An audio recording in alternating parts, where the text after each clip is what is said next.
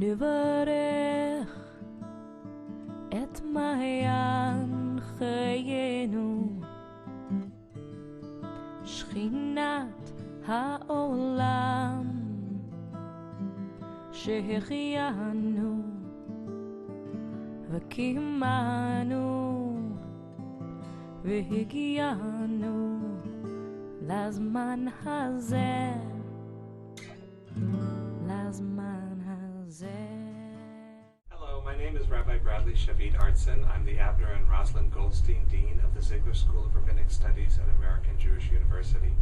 I'm here with my good friend, Rabbi Noami Levy, who is a noted author of remarkable prayers and soulful books, and also the rabbinic leader of a vibrant spiritual community, Neshuva, located here in Los Angeles. Welcome, Rabbi Levy. Thank you, Rabbi Artson. We have a chance to have a conversation about some of the issues that we're engaged in as we prepare for the holy days, and hopefully you'll join us in thinking about some of these issues. And the first one that occurred to me that I'd love for us to reflect on is what may be a distinctively Jewish idea, the idea of nachas, which, is a Yiddish term that comes from the Hebrew. So talk to me about what nachas is and where you can go with it. I was recently talking to a friend of mine who is Mormon, and I was telling her how much nachas I get from my kids, and she stopped me and she said, I've heard a lot of Jewish words, but what's nachas? And I realized that it's a term that's not easily translatable, and it's a uniquely Jewish idea or feeling. And many of us think of nachas instinctively, that we know what it is, but let's just, say what it is. Sure. It's the unique pleasure that a parent gets from a child, or a grandparent from a grandchild, or a teacher from a student, or anybody, a mentor to a disciple. And nachas, it's kind of like a taste of heaven. I mean, it involves pride, joy, some kind of I'm kvelling. Right. It's such a remarkable feeling. And yet, when I think about nachas, when we all think about nachas, we can all remember times or think of occasions when perhaps a parent denied themselves nachas, or ways that we each deny ourselves nachas, either by having expectations that are unrealistic, or by judging, so that we're never able to give ourselves the nachas that we so deserve. And the flip side is that not every one of us is a parent, but we're all someone's child. And how often is it that we withhold nachas? We withhold the opportunity to give somebody nachas, and it takes so little to give nachas. Just a call, just a little, hello. Guess what happened to me today? Right. Guess what I've accomplished, and we withhold it. And as I was talking to this friend of mine who's Mormon and telling her all about nachas, she suddenly started to tear up, and she said to me, "But Naomi, is it possible to give nachas to the dead?" And suddenly she started to tell me how she felt that she had denied her mother nachas, just in the way that I described, that she didn't give her nachas.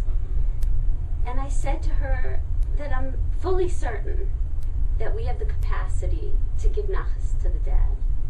And I started to think about Yizkor, and which is something that we always think about when the High Holy Days approach, and about our capacity to bring joy to the dead. And how often is it that we have regrets when someone dies? We say, I wish he could have been here to see this. I wish my mother could be here to see her grandchild.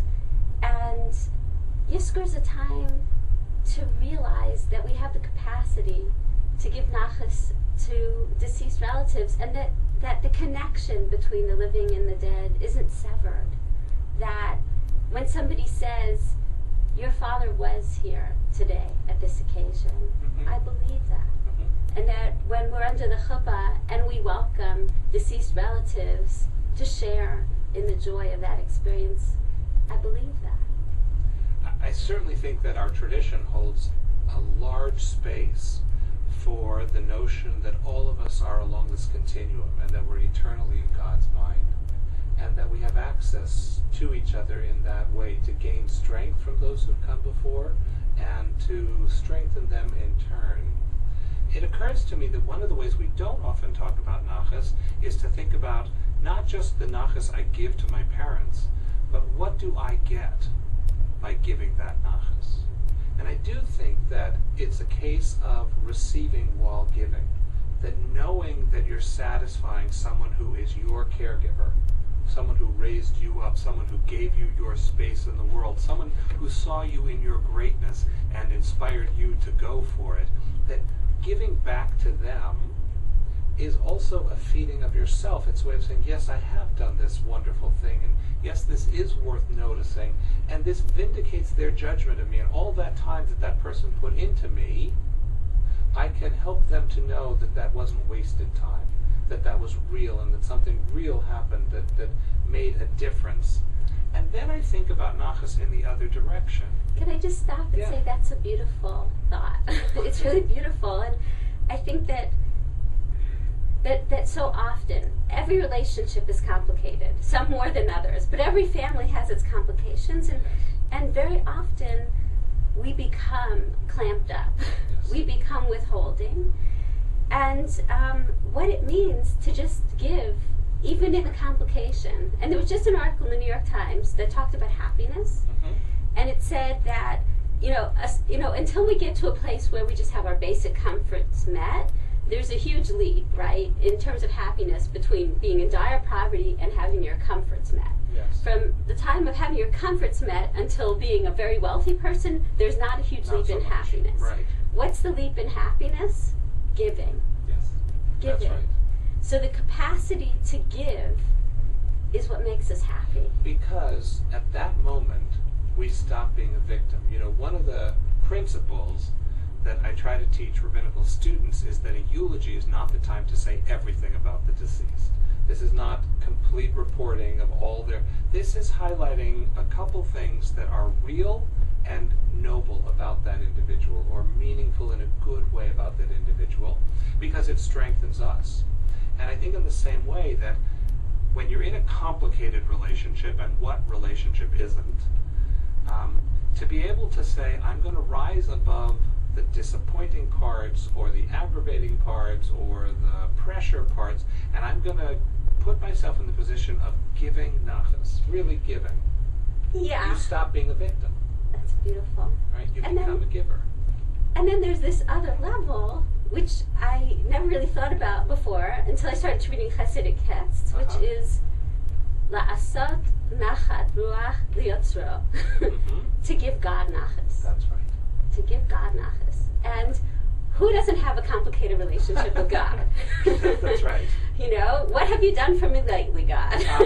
And please do it to someone else and stop doing it to me. Yes, and sometimes I think when we're all in shul on Rosh Hashanah, we're all in shul on Yom Kippur, how much nachas does God get just from having us there?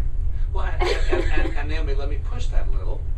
How much nachas does God get from the little good things we do throughout the day?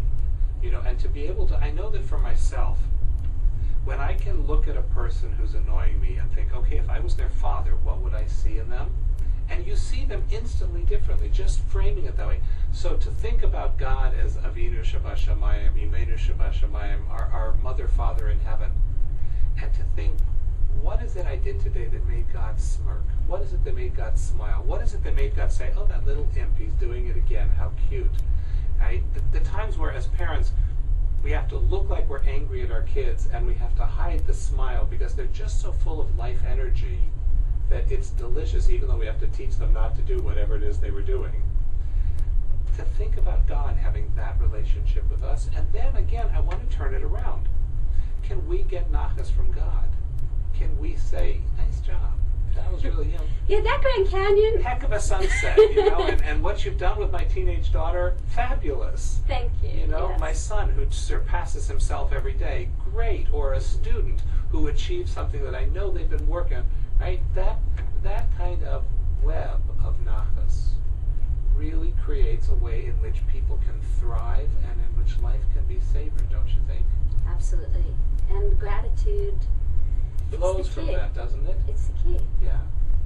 And that really helps us, I think, as we turn into this high holiday season, to cultivate being givers of nachas and receivers of nachas in an interlocking web of love and relationship and gratitude.